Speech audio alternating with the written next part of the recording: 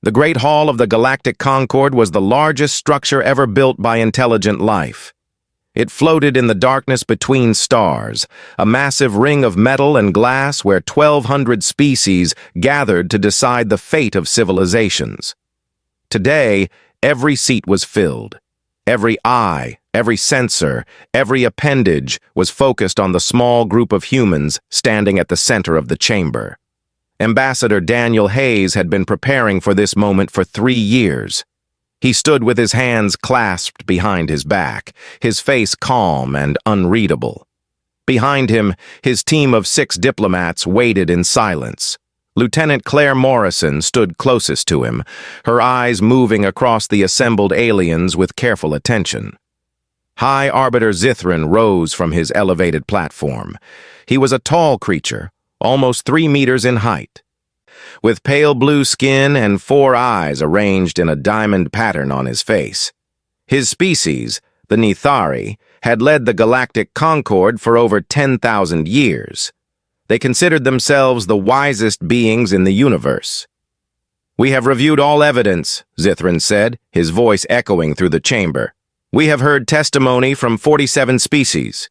We have examined human history, human biology, and human behavior. Our conclusion is unanimous." Daniel did not move. He had known this was coming. Everyone had known. "Humanity has violated 17 articles of the Concord Charter," Zithran continued. "You have expanded into systems without proper authorization. You have modified your own genetic code without oversight. You have developed weapons that exceed permitted power levels. And most concerning of all, you have demonstrated a pattern of emotional instability that poses a direct threat to galactic peace." A murmur of agreement rippled through the chamber. The Veloxi, insect-like creatures with gleaming black shells, clicked their mandibles in approval. The Dravine, floating spheres of living gas, hummed a low note of satisfaction. The Corthan, massive reptilian beings with armored scales, simply watched with cold, patient eyes. "Humanity is hereby banned from all Concord space," Zithran declared. "Effective immediately, your species is confined to your home system. The Sol barrier will be activated within 30 standard days. All human colonies beyond your solar system must be evacuated. All trade agreements are canceled. All diplomatic relations are ended. All technology sharing programs are terminated." He paused, his 4 eyes blinking in sequence as he looked down at the human ambassador. "You are alone, Ambassador Hayes. Your species has proven itself unworthy of the stars. Perhaps in 1,000 years, when you have learned to control your violent nature, we will reconsider. Until then, Earth is your prison." The chamber erupted in noise. Species that had been silent for centuries spoke their approval. Ancient enemies found common ground in their relief that the humans were finally being dealt with. The message was clear. Humanity was dangerous, and the galaxy was better off without them. Daniel waited for the noise to fade. He looked at Claire and something passed between them, a small nod, a shared understanding. Then he turned back to face the assembly. "High Arbiter," he said, his voice cutting through the remaining whispers. "I want to thank you." The chamber fell silent. Zithran's 4 eyes narrowed with confusion. "Thank me," the Arbiter repeated. "Yes," Daniel said. "For the past 200 years, humanity has tried to fit into your galaxy. We have followed your rules. We have limited our growth. We have held back our research. We have done everything possible to prove that we belong among you." He took a step forward, and something in his posture changed. He no longer looked like a man facing judgment. He looked like a man who had been set free. "But we never did belong, did we?" he continued. "Not really. You have always feared us. You have always watched us with suspicion. You have always waited for us to fail, to fall, to destroy ourselves. And now you have found your excuse to push us away." Zithran shifted uncomfortably on his platform. "Ambassador, this is not about fear. This is about safety. Your species is unpredictable. Your emotions cloud your judgment. Your history is filled with war and suffering. Yes, Daniel agreed. It is. But it is also filled with something else. Something you have never understood. He smiled then, and it was not a defeated smile. It was not a sad smile. It was the smile of someone who knew something that everyone else had missed. We accept your terms, he said simply. We will withdraw from your space. We will go back to our little solar system. We will stay behind your barrier and leave you in peace. He turned to his team and gestured toward the exit. But before we go, he added, looking back at the assembly one final time, I want to give you some advice. Free of charge. The chamber was absolutely silent. Do not forget about us, Daniel said. Do not assume that because we are gone, we have stopped growing. Do not believe that your barrier will contain us forever, and most importantly, do not think that this is the last time you will see humanity. He began walking toward the exit, his team falling into step behind him. What is that supposed to mean? Zithran demanded. Daniel stopped at the doorway and looked back over his shoulder. It means that you have just made a very interesting decision, he said. You could have kept us close, where you could watch us. You could have guided us, shaped us, controlled us. Instead, you have pushed us away and told us to survive on our own. His smile widened. We are very good at surviving on our own, High Arbiter. We have been doing it for a very long time. And now, thanks to you, we have no reason to hold back anymore. He raised his hand in a casual wave. Good luck out there. I think you are going to need it. And with that, the human delegation walked out of the chamber, leaving 1,200 species in stunned silence. Claire caught up to Daniel as they moved through the corridor toward their ship. That was quite a speech, she said quietly. It was the truth, Daniel replied. They think they are punishing us. They think isolation will break us. And what do you think? Daniel stopped at the airlock of their vessel, the Aurora. He looked out the viewport at the vast structure of the Concorde, at the thousands of ships from hundreds of species, at the entire weight of galactic civilization that had just rejected his people. I think, he said slowly, that they have just made the biggest mistake in the history of the universe. He stepped through the airlock. Now let us go home. We have work to do. The news spread across human space within hours. Every colony, every station, every ship received the same message. Come home. The Galactic Concorde had spoken, and humanity had 30 days to leave. Admiral Nathan Cole stood on the bridge of the carrier Endurance, watching the evacuation unfold on dozens of screens.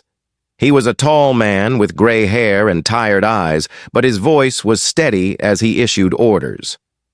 New Haven Colony reports all civilians loaded, his communications officer announced. They are ready for departure. Tell them to proceed to Waypoint 7, Nathan replied, and make sure the medical ships stay close. We have a lot of scared people out there. Lieutenant Katie Lynn looked up from her console. Sir, we are receiving protests from some of the outer colonies. They do not want to leave. Some of them have been established for 3 generations. Nathan nodded slowly. He understood their anger. Those colonies were home to millions of people who had built lives far from Earth. They had farms and factories and families, and now they were being told to abandon everything. Send them my personal message, he said. Tell them I know this is hard. Tell them I know it feels unfair, but tell them that this is not the end. This is the beginning. Katie frowned. The beginning of what, sir? Nathan looked out at the stars. Somewhere out there, the barrier was already being constructed. A wall of energy that would lock humanity inside their own solar system. The beginning of something new, he said quietly. Something they cannot imagine. On Earth, President Victoria Sanders addressed the world from the steps of the United Nations building. The plaza was filled with people, and billions more watched from their homes. My fellow humans, she began, today we face a moment that will define our species for generations to come. The galaxy has rejected us. They have called us dangerous, unstable, unworthy. They have told us to go back to our corner of the universe and stay there." She paused, letting the weight of her words settle over the crowd. "Many of you are angry. Many of you are afraid. You have every right to feel those things. We have spent 200 years trying to prove ourselves to the Concord. We have followed their rules. We have accepted their limitations. We have bent ourselves into shapes that did not fit, all in the hope that they would accept us as equals." Her voice grew stronger. "That hope is over. And I say, good." A murmur ran through the crowd. "They think they have punished us," Victoria continued. "They think that by locking us away, they have removed a threat. But they have forgotten something important about human beings. We did not evolve on a kind planet. We did not grow up surrounded by friends. For millions of years, we survived alone. We faced ice ages and famines and disasters that should have wiped us out. And every single time, we found a way forward." She raised her chin. "So yes, we will go home. We will close our borders. We will pull back our ships and our people and our dreams. But we will not stop. We will not give up.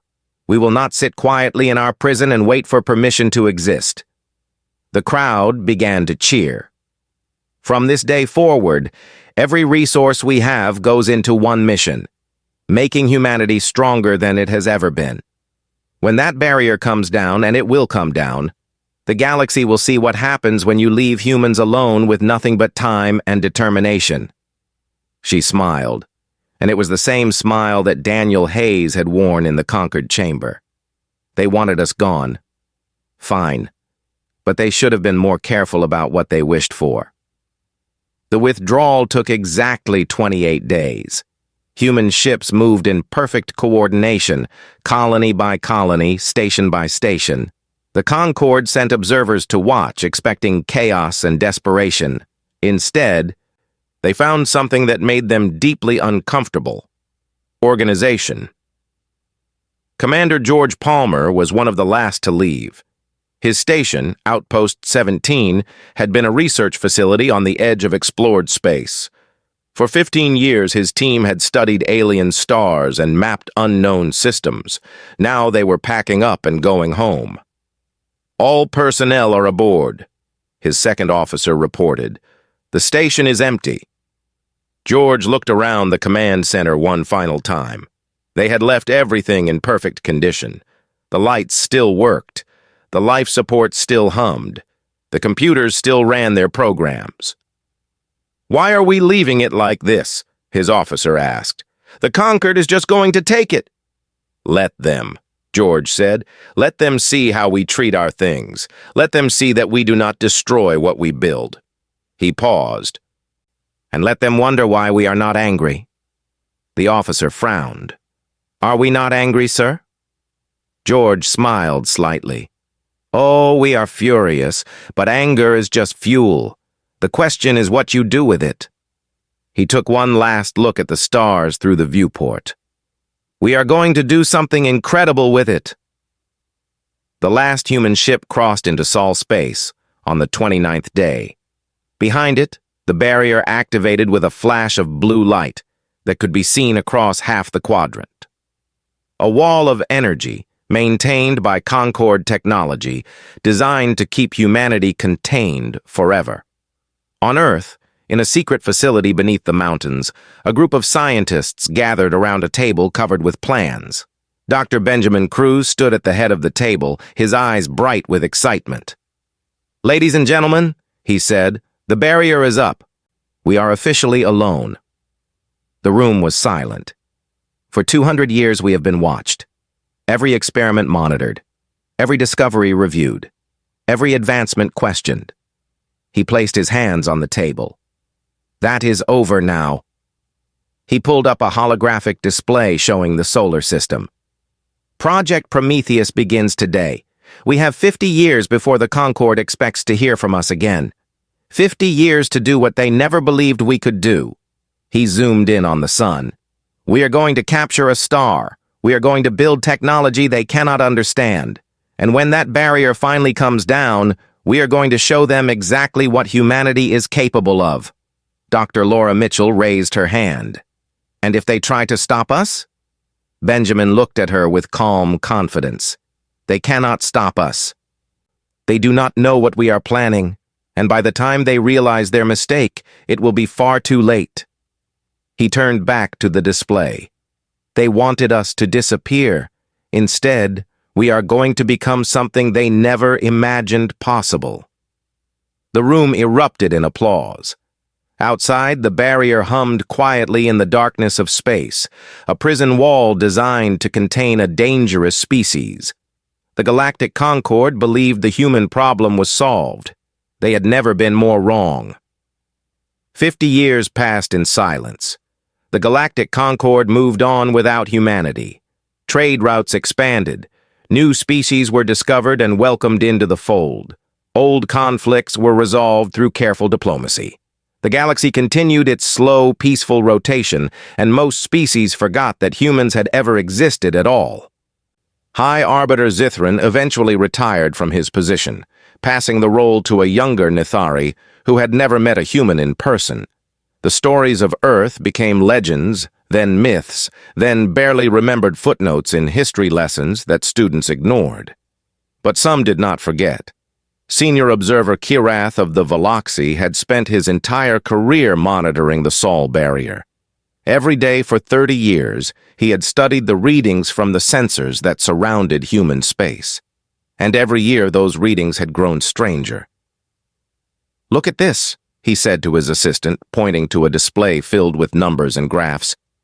"Energy output from the human system has increased by 12,000% since the barrier was activated." His assistant, a young Veloxy named Thrin, clicked her mandibles nervously. "That is impossible. No civilization can grow that fast."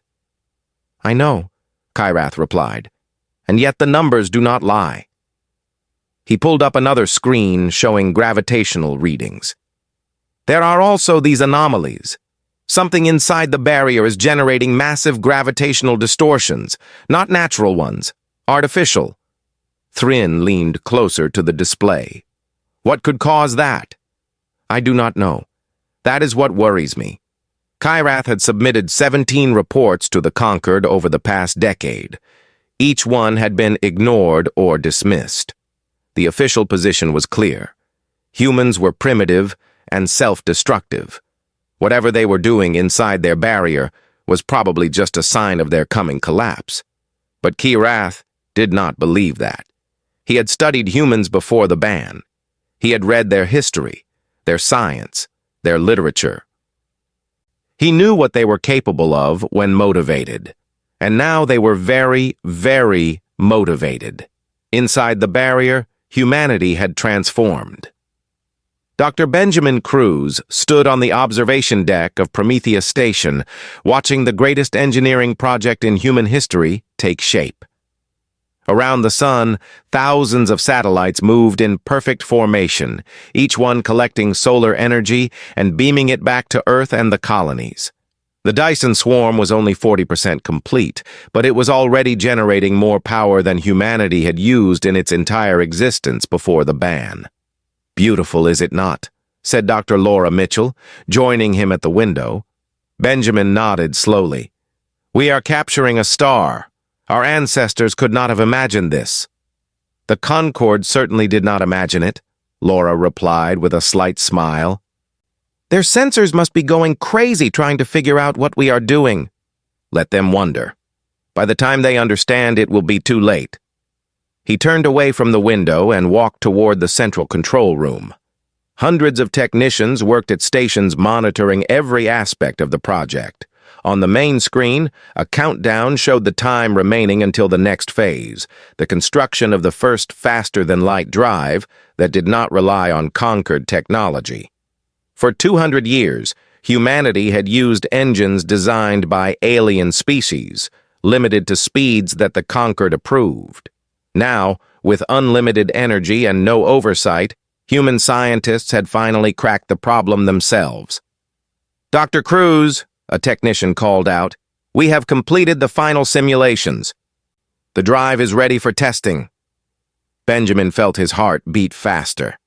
This was the moment everything changed. Prepare the test vessel, he ordered, and make sure we have full sensor coverage. I want to record every detail. 3 hours later, a small ship named the Pioneer sat at the edge of the solar system, just inside the barrier. On board were 2 pilots, Captain Samuel Drake and Lieutenant Maria Santos.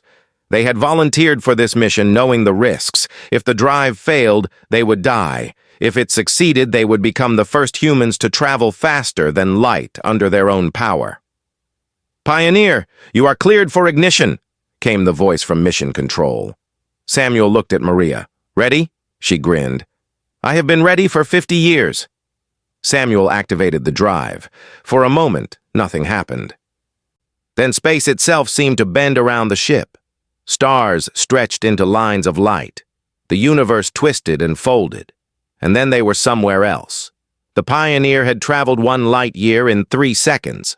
Back on Prometheus Station, the control room erupted in celebration. Scientists hugged each other. Technicians cheered. Dr. Cruz stood in the center of it all, tears streaming down his face. "We did it," Laura whispered beside him. "We actually did it." Benjamin wiped his eyes and looked up at the main screen, where the Pioneer's telemetry showed it had arrived safely at its destination. "This is just the beginning," he said. "Now we build the fleet." Over the next decade, humanity constructed ships unlike anything the galaxy had ever seen. They were powered by energy from the Dyson swarm and equipped with drives that could cross the entire galaxy in weeks. They were armed with weapons that used the fundamental forces of physics in ways the Concorde had never discovered. And they waited, because humanity had learned patience. They had learned to plan. They had learned that the best revenge was not destruction, but success. Dr. Cruz passed away at the age of 92, surrounded by his students and colleagues. In his final moments, he looked out the window at the completed Dyson swarm, a ring of light around the sun that humanity had built with its own hands. "Tell them," he whispered to Laura, who had stayed by his side for 50 years. "Tell them to be kind when the time comes. We are better than they thought we were. Let us prove it." Laura held his hand as he slipped away. "We will," she promised. "We will." Outside the barrier, the galaxy continued to ignore the prison it had built around Earth. The sensors kept recording strange readings. The observers kept filing reports that no one read. And humanity kept working, kept building, kept preparing for the day when the barrier would finally fall. That day was coming sooner than anyone expected, because far away, in the dark spaces between stars, something was moving. Something ancient and terrible. Something that would soon remind the Galactic Concorde why they had feared humans in the first place. Not because humanity was dangerous, but because sometimes dangerous was exactly what the universe needed. The Corthan Dominion attacked without warning on a morning that would later be called the Day of Fire. For centuries, the Corthan had been the silent giants of the Galactic Concorde. They were massive reptilian creatures, nearly 4 meters tall, covered in scales that could stop a laser blast. They spoke rarely and followed the rules carefully. Most species considered them boring but reliable. No one knew what they had been building in the shadows. Emperor Vrakath stood on the bridge of his flagship, watching as his fleet emerged from hiding. 10,000 warships, each one larger and more powerful than anything the Concorde had ever produced. They had been constructed in secret over 500 years, hidden in systems that no one thought to monitor. "Begin the conquest," he ordered, his voice like grinding stone. The first target was the Veloxy homeworld. Senior Observer Kirath was in his office when the alarm started screaming. He rushed to the command center and found chaos. Every screen showed the same terrible image, Corthan ships descending from the sky, their weapons turning cities to ash. "How is this possible?" someone shouted. "Where did they come from?" Kyrath watched in horror as the planet he had called home for 60 years burned beneath an enemy that no one had seen coming. The defense fleet tried to respond, but it was hopeless. Veloxi ships were designed for patrol and peacekeeping, not war. They were destroyed within minutes. The planetary shields held for 2 hours before collapsing. By sunset, the Veloxi homeworld had fallen. Kyrath was one of the few who escaped, fleeing on a transport ship that barely made it to hyperspace before being targeted. As his world shrank behind him, he thought about the reports he had filed for 30 years, the warnings he had tried to give, and he thought about the humans. The Corthan moved fast. Within a month, they had conquered 20 systems. The Draveen were scattered, their floating cities destroyed or captured. The Nithari fled from their ancient stations, seeking shelter in the outer regions. The Galactic Concord, which had kept peace for 10,000 years, was collapsing. High Arbiter Thessin, who had replaced Zithran only 5 years earlier, called an emergency session. The great chamber that had once held 1,200 species now held barely 200. Many seats were empty, their occupants dead or enslaved. "We must do something," Thessin pleaded. "The Corthan cannot be reasoned with. They do not want negotiation. They want domination." "What can we do?" asked a Draveen representative, its gaseous form flickering with fear. "Our fleets are destroyed. Our armies are scattered.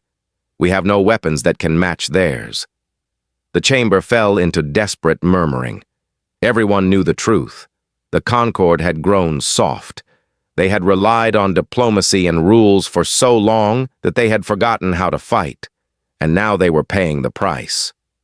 Kyrath stood in the back of the chamber watching the panic spread, and slowly an idea formed in his mind, a terrible, desperate, impossible idea.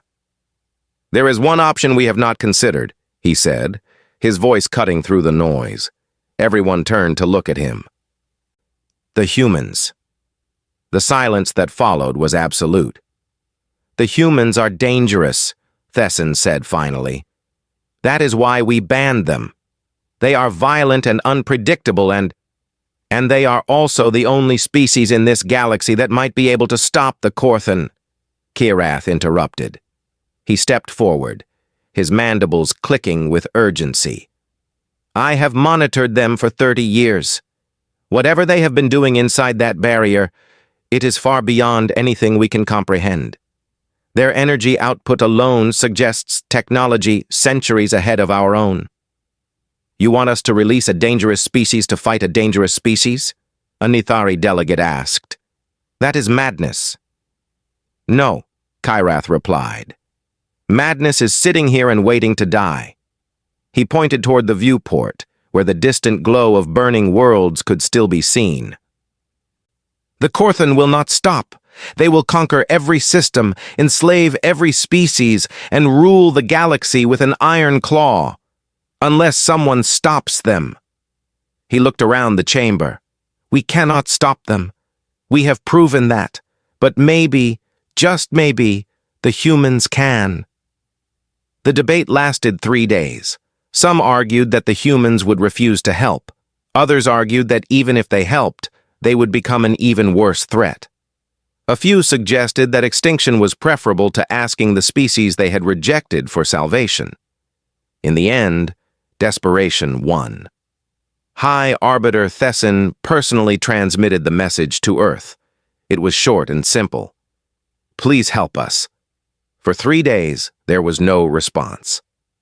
The Corthan continued their advance, conquering another 12 systems.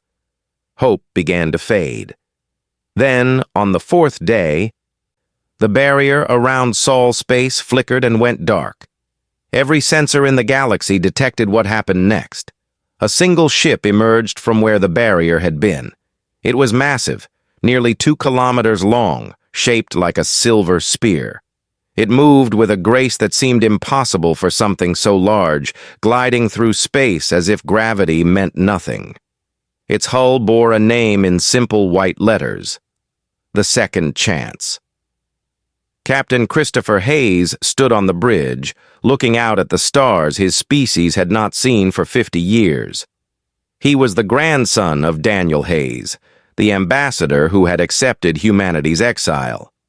He had been born inside the barrier and raised on stories of the day his grandfather walked out of the Concorde chamber with a smile. "Open a channel to the Concorde," he ordered. His communications officer, a young woman named Lisa Park, nodded. "Channel open, sir." Christopher straightened his uniform and faced the camera.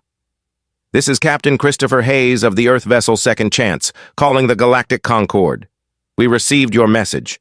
We have seen what is happening to your worlds." He paused. "We are willing to discuss terms." In the Concorde chamber, High Arbiter Thesson stared at the screen showing the human ship. It was the most advanced vessel he had ever seen. Sensors could not even properly scan it. The power readings were off the scale. "What terms do you want?" he asked, trying to keep his voice steady. Christopher smiled. It was the same smile his grandfather had worn 50 years ago. "First, you will end the ban on humanity permanently.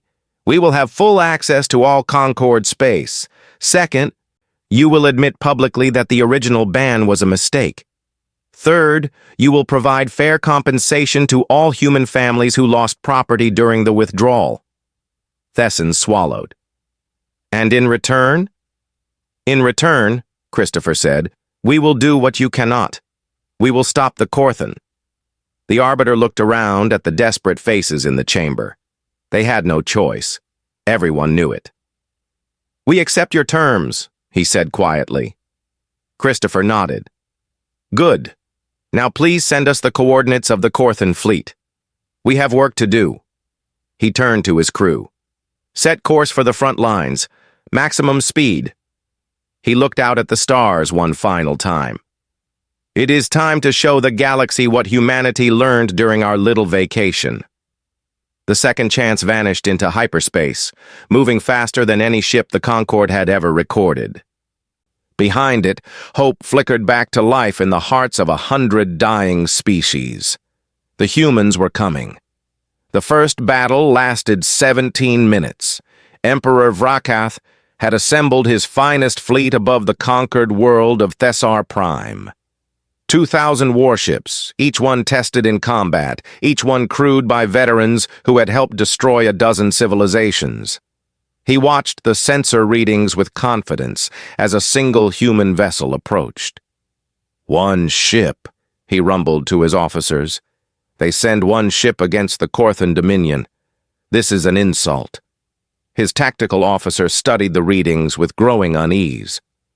"My Emperor, our sensors cannot fully scan the vessel. Its energy signature is unlike anything in our databases." "It does not matter," Vrakath replied. "No single ship can stand against a fleet. Destroy it." 2,000 Corthan warships opened fire simultaneously. The space around the Second Chance filled with plasma bolts, missiles, and energy beams that could crack planets. For a moment, the human ship disappeared behind a wall of destruction. Then it emerged from the other side, completely untouched. Vrakath's 4 hearts began to beat faster. "That is impossible. Our weapons hit it directly." Before he could issue another order, the Second Chance returned fire. A single beam of white light lanced out from its bow, sweeping across the Corthan fleet like a finger drawing a line in sand. Every ship it touched simply ceased to exist. Not exploded, not damaged. Ceased to exist. In 17 minutes, 2,000 warships became 200. The survivors fled into hyperspace, leaving their emperor alone on his crippled flagship. Captain Christopher Hayes appeared on the view screen of the Corthan bridge. "Emperor Vrakath," he said calmly, "you have 2 choices. Surrender now and face judgment for your crimes, or continue fighting and watch everything you have built be erased. I recommend option 1. Vrakath stared at the human with something he had never felt before: fear. "How?" he demanded. "How did you develop such weapons? The Concord banned you from all advanced technology." Christopher smiled slightly.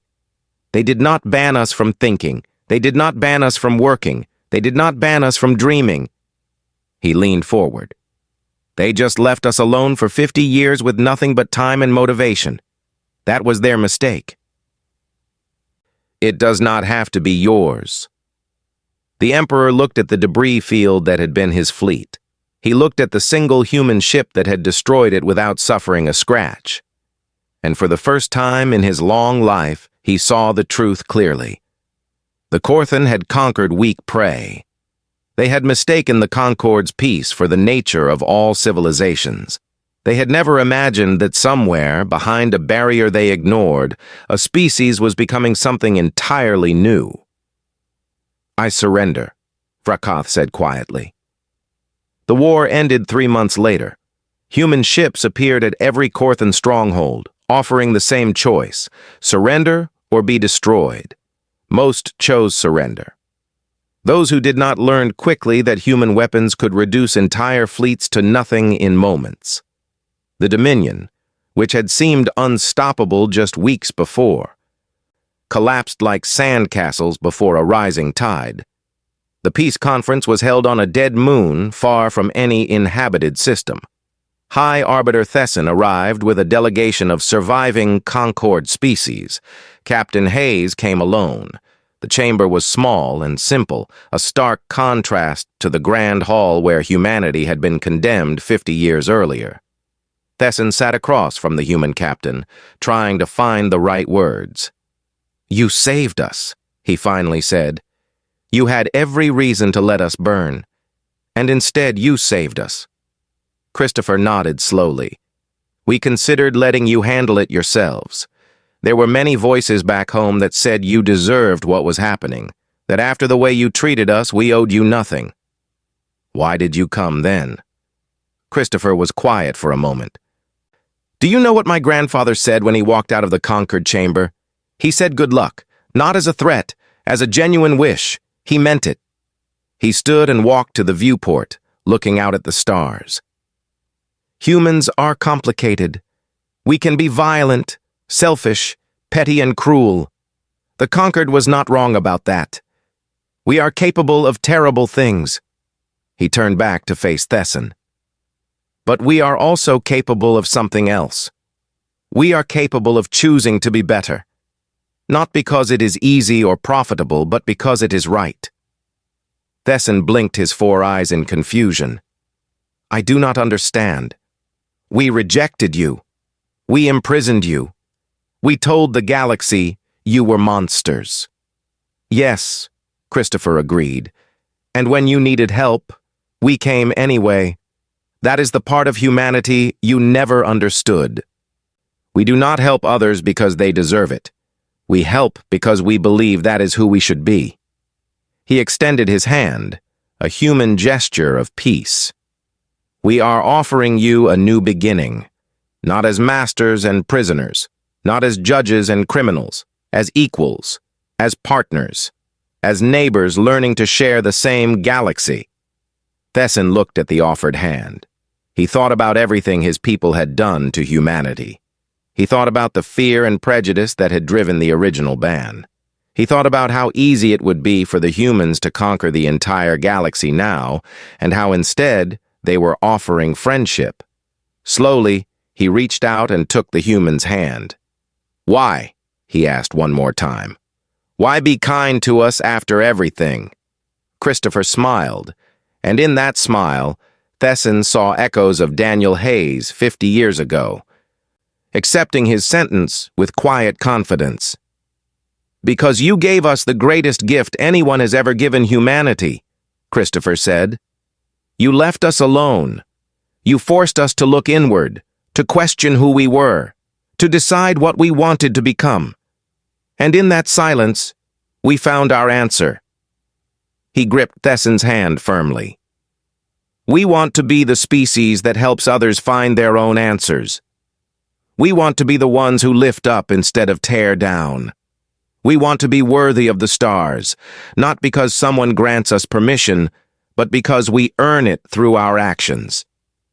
The ceremony that followed was broadcast across the galaxy. Trillions of beings watched as High Arbiter Thesson formally apologized for the ban on humanity and welcomed them back into the galactic community as full members. Emperor Vrakath was sentenced to exile, his empire dissolved and its conquered peoples freed. And at the end, Ambassador Megan Hayes, Christopher's cousin and the great-granddaughter of Daniel Hayes, stepped forward to address the assembly. She was young, barely 30, but she carried herself with the confidence of someone who knew exactly where she stood. 50 years ago, my great-grandfather walked out of this chamber with a smile, she said. Many of you wondered what that smile meant. Was it defiance? Anger? A promise of revenge? She looked around at the gathered species, at the faces that had once condemned her people, and now looked at them with wonder and gratitude. It was none of those things. It was hope. Hope that someday we would meet again under better circumstances. Hope that the universe was big enough for all of us to grow and change. Hope that fear could be replaced with understanding. She raised her hand in greeting. Today that hope is fulfilled. We return not as conquerors but as friends, not as threats but as partners. The galaxy banned Earth, and humanity smiled and walked away. Now we have returned, and we bring with us everything we learned in the silence. She looked up at the stars visible through the chamber's great window. We learned that isolation does not have to mean loneliness. We learned that obstacles are just opportunities wearing masks. We learned that the measure of a species is not what it does when it is winning, but what it does when it has every right to be bitter and chooses kindness instead. Her voice grew stronger. We are humanity. We are flawed and complicated and sometimes frightening. But we are also hopeful and resilient and capable of more love than we are given credit for. And starting today, we are going to prove it. Not through force, but through example. Not through conquest, but through cooperation. She smiled. The same smile her great-grandfather had worn so long ago. Welcome to the future. We are glad you could finally join us. The chamber erupted in applause. And somewhere across the vast distances of space, the sun that humanity had wrapped in a ring of light continued to shine. A monument to what a species could achieve when left alone with nothing but determination and dreams. The galaxy had banned Earth. Humanity had smiled and walked away. And when they came back, they brought hope for everyone.